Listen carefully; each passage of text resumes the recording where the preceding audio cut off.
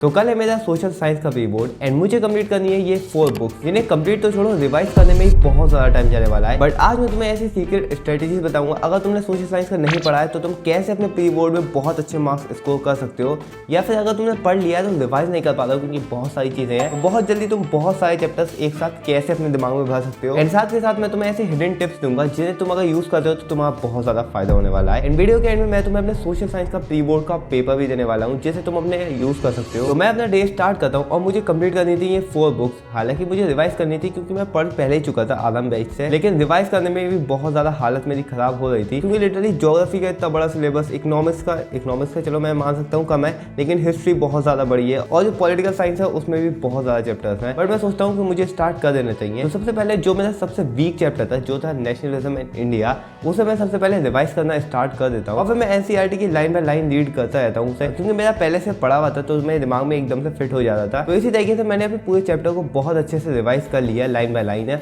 और इसमें मुझे बहुत ज़्यादा टाइम चला गया। लिटरली मेरे 3 आवर्स से ज़्यादा इसमें चले गए इस चैप्टर को कंप्लीट करने में। और जो एग्जाम में आने की इस चैप्टर से प्रोबेबिलिटी होती है वो बहुत ज़्यादा हाई होती है। तो मुझे इस चैप्टर को तो कैसे भी करके कंप्लीट करना था। तो बहुत ज़्यादा मशक्कत करने के बाद मैंने ये फाइनली कंप्लीट कर लिया चैप्टर। तो यहाँ पर मैं काफ़ी ज़्यादा थक चुका था, तो यहाँ पर मैंने सोचा थोड़ा एंटरटेनमेंट कर लिया जाए, तो फिर आई स्क्रोल्ड सम रील्स। बट तुम्हें ऐसा बिल्कुल नहीं करना है क्योंकि यहाँ पर मैंने पहले से सारी चीज़ें पढ़ रखी हैं। हमारा एलएम बैच का पूरा कोर्स कंप्लीट हो चुका है, मतलब मैंने पूरी सोशल साइंस पढ़ रखी है। बट अगर तुमने बिल्कुल भी नहीं पढ़ी है तो मैं तुम्हें कहता हूँ कि तुम्हें यार सारे वन शॉट देखने देंगे, सारे तो तुम देख ही नहीं पाओगे। तो इंपॉर्टेंट चैप्टर्स जितने भी हैं उनके तुम्हें वन शॉट देखने देंगे। लाइक ये जो चैप्टर्स आ रहे हैं इनके तुम वन शॉट देख लो, और जो बचे हुए चैप्टर्स हैं उन्हें तुम्हें छोड़ के नहीं जाना है, या फिर तुम सोचो कि अब दोस्त बता देगा मुझे, तो ऐसा बिल्कुल नहीं होने वाला है क्योंकि उनका भी मेरे पास सॉल्यूशन है जो मैं तुम्हें आगे बताता हूँ। तो उसी के बाद लिटरली मेरे बहुत सारे चैप्टर्स बचे थे और मुझे कंप्लीट करना था, और अगर मैं लाइन बाय लाइन रिवाइज करता तो बहुत सारा टाइम चले जाता। तो इसीलिए मैंने दिगराज सर के सारे रैपिड रिवीजन सर्च करी प्लेलिस्ट, एंड फिर मैंने उस प्लेलिस्ट को देखना एक एक करके उसकी वीडियोस को देखना स्टार्ट कर दिया।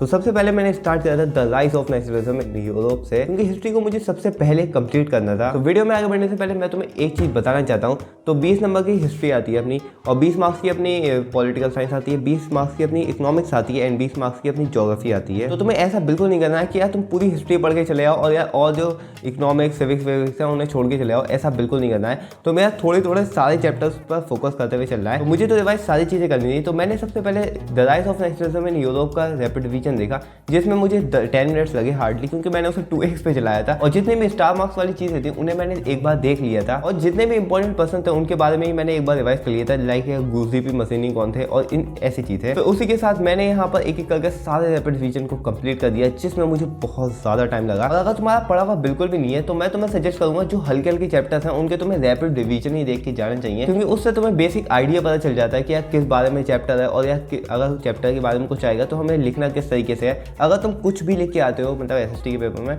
तो तुम अच्छा स्कोर कर ही सकते हो, मैं गारंटी के ले सकता हूँ इस बात की। एंड वन मोर थिंग, अगर तुम्हारा प्री बोर्ड्स होने वाले हैं तो प्री बोर्ड्स का पेपर बहुत ज़्यादा डिफिकल्ट आता है, तो अभी से प्रिपेयर करना स्टार्ट करो। तो उसी के साथ रैपिड रिवीजन तो मेरे कंप्लीट हो चुके थे और मैं थक भी काफ़ी ज़्यादा चुका था। तो यहाँ पर मैं थोड़ी देर का ब्रेक लेता हूँ, फिर यहाँ पर मैं वापस से आता हूँ, और वापस से मैं जितनी भी डेट्स होती हैं वो यार मैंने अलग ही नोट कर रखी थी। और जब भी तुम नोट्स बनाओ तो यार अलग डेट्स नोट करके रख लेना, जिससे कि तुम्हें आइडिया रहे कि यार कौन से डेट्स को क्या होने वाला था। तो यार जब भी तुम एग्जाम देने जाओ तो यार उससे पहले उन डेट्स को जरूर से रिवाइज करके जाओ। तो यहाँ पर मैंने सारी डेट्स को एक बार अच्छे से रीड कर लिया, और जो भी लोग डेट्स को हल्के में लेते हैं कि यार कुछ भी लिख देंगे, ऐसा यार कुछ नहीं होने वाला है, क्योंकि यार क्रोनोलॉजिकल एमसीक्यू भी आते हैं, लाइक यार इस डेट को क्या हुआ है, कौन सी चीज़ पहले हुई कौन सी चीज़ बाद में हुई, ये चीज़ तुम्हें लिखनी पड़ती है। बट उसी के साथ मैंने सारी डेट्स को भी रिवाइज कर लिया था।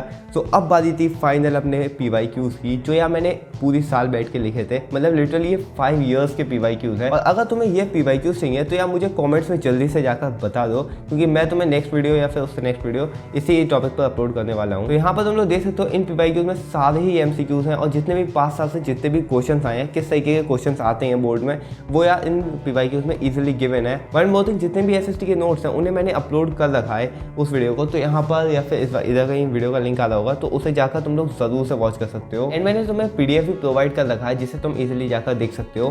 फिर उसी के बाद यहाँ पर मैंने एक एक करके PYQs को ऊपर से देख लिया, जिससे कि मुझे आइडिया रहा है ये जो PYQs हैं ये मैंने खुद से बनाकर लिखे हैं। लाइक यार उन्होंने क्वेश्चन कराया दिगाज सर ने, और मैंने उस क्वेश्चन के जरिए उन आंसर्स को अपने अपने मन से लिखा है। तो यहाँ पर मैंने जस्ट उन PYQs को रीड कर लिया है और तुम्हें भी यही करना चाहिए अगर तुम्हारा सिलेबस कंप्लीट हो चुका है। तो इसी के साथ जो सबसे इंपॉर्टेंट चीज़ आती है उसे मेरे हिसाब से तुम्हें तो पहले ही कर लेना चाहिए। मैंने तो एंड में किया है, बट यार तुम्हें ज़रूर से पहले कर लेना चाहिए। जिन लोगों ने अगर पढ़ा नहीं है उन्हें तो यार पहले ही कर लेना चाहिए, जो कि ये है मैप पर यार बहुत ज़्यादा इंपॉर्टेंट है। लाइक यार 5 नंबर का आता है और इजीली यार मिल जाते हैं 5 नंबर। तो उसी के बाद यहाँ पर मैंने मैप को यार देख लिया, क्योंकि मेरा मैप भी एक बार सॉल्व हुआ है पहले से ही। तो यहाँ पर मैंने जस्ट रिवाइज करा कि यार कौन सी चीज़ कहाँ पर है, और मेरे पास इसका पूरा PDF है। तो यार अगर तुम्हें चाहिए वो भी यार लिंक मैं डिस्क्रिप्शन बॉक्स में दे दूंगा। और फिर मैंने सुबह में उठ के किया, सुबह में मैं मजे से उठा चिल मार के 1 घंटे पहले, और फिर मैंने यहाँ पर ब्रेकफास्ट वगैरह किया। फिर उसी के बाद यहाँ पर मैंने जितने भी मैप वर्क था और जितने भी प्रिंट कल्चर से तुम लोग मेरे हिसाब से मत पढ़ना, क्योंकि उसमें जितने भी जो MCQs होते हैं वही आते हैं।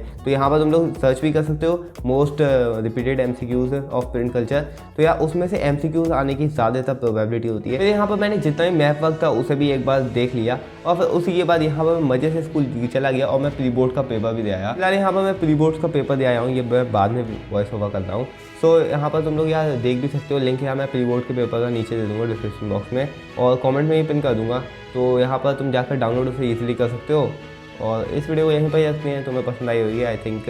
और साइंस की जितने भी नोट्स वगैरह चाहिए हो या फिर मैथ्स के नोट्स चाहिए हो, नेक्स्ट टॉपर के नोट्स चाहिए हो, तो यार मैं उनका लिंक इधर साइड में आता होगा, तो जाकर तुम लोग देख सकते हो। मैं दोस्तों नेक्स्ट वीडियो में, जब तक thanks for watching guys, bye bye.